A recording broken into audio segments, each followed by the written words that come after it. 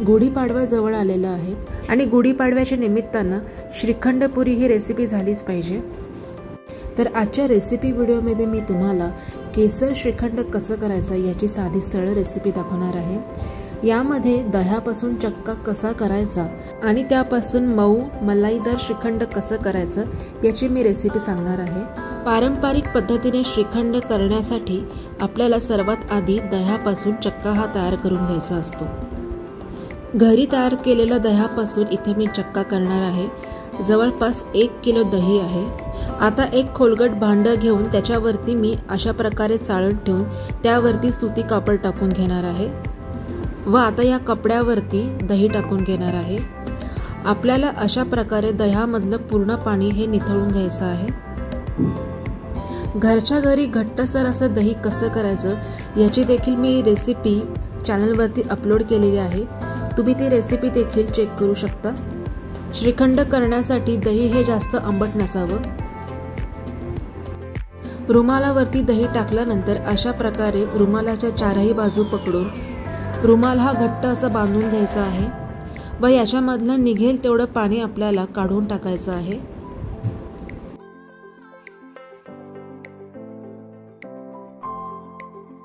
त्यानंतर रुमालाला गाठण बांधून फ्रीजमध्ये आपल्याला दही हे ठेवून द्यायचं आहे। जवळपास 4 ते 5 तास दही हे आपल्याला पाणी निथळेपर्यंत ठेवून द्यायचं आहे। साधारणतः अर्धा तासानंतर ह्याच्यावरती तुम्ही वजन ठेवू शकता, म्हणजे दह्यातलं संपूर्ण पाणी हे निघून जाईल।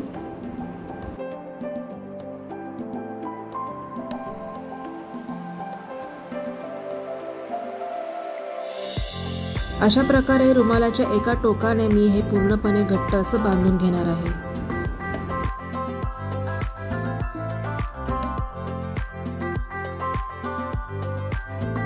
आणि आता हे 4 ते 5 तासांसाठी फ्रीजमध्ये आपल्याला ठेवून द्यायचं आहे।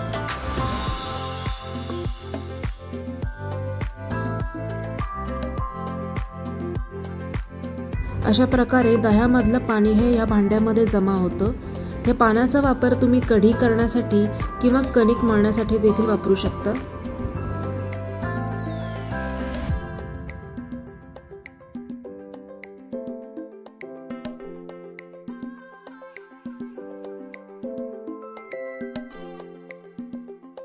चार ते 5 तासानंतर तुम्ही इथे बघू शकता की दह्यापासून हा चक्का तयार झालेला आहे। परफेक्ट श्रीखंड होण्यासाठी चक्का करणं हे अगदी महत्त्वाचं असं आहे। इथे मी कुठल्याही प्रकारे चक्का हा चाळणीने किंवा कपड्याने गाळून घेणार नाही आहे। अगदी साध्या सरळ पद्धतीने देखील मलाईदार श्रीखंड तयार होऊ शकतं। हाच उद्देश या रेसिपी व्हिडिओमध्ये मी तुम्हाला सांगणार आहे।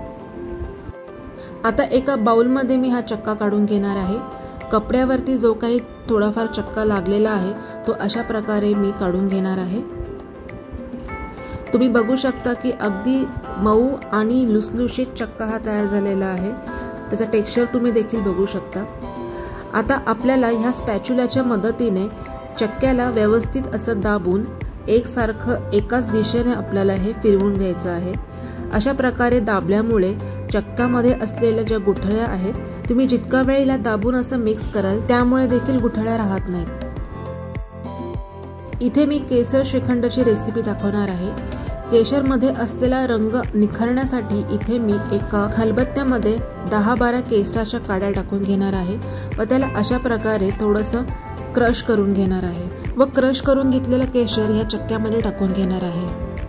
म्हणजे तुम्ही केशर टाकल्यानंतर जसं जसं तुम्ही चक्का हा फेटत जाल केशरचा रंग अधिक जास्त येतो।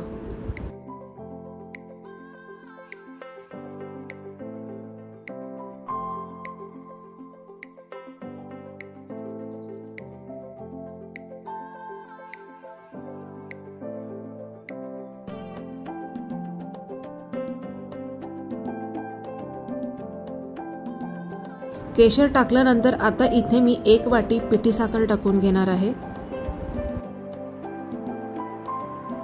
पिठी साखर केशर टाकल्यानंतर आपल्याला हे मिश्रण कमीत कमी 5 मिनिटं सतत असं फेटून घ्यायचं आहे।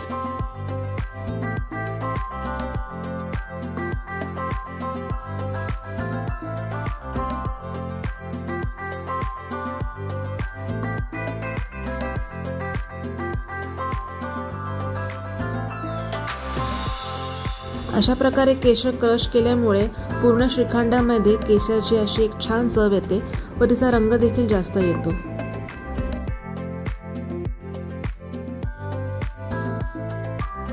या आधीच्या व्हिडिओमध्ये मी तुम्हाला पिस्ता श्रीखंड आणि गुलकंद श्रीखंड याची देखील रेसिपी दाखवलेली आहे। ती रेसिपी देखील तुम्ही चॅनलवरती जाऊन बघू शकता।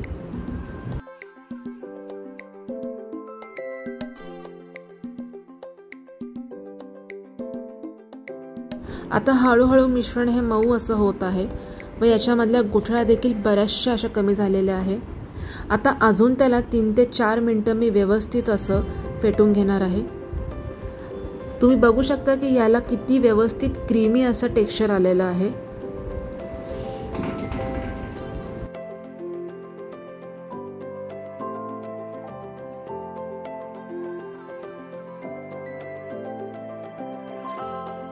जर दही आणि चक्का हे व्यवस्थित लागलेलं असेल तर कोणत्याच प्रकारे चाळणीतून गाळून किंवा कपड्याने गाळून किंवा मिक्सरवरती देखील श्रीखंड तयार करण्याची अजिबात गरज नाही आहे। आता यामध्ये मी थोडेसे 5-6 पिस्त्याचे काप टाकून घेणार आहे व वेलची आणि जायफळाची पूड टाकून घेणार आहे। श्रीखंडामध्ये जायफळ हे नेहमी आवर्जून टाकावे, त्याच्याने श्रीखंड अगदी सुरेख असं लागतं। आता आपल्याला हे सर्व पुन्हा एकत्र करून घ्यायचं आहे।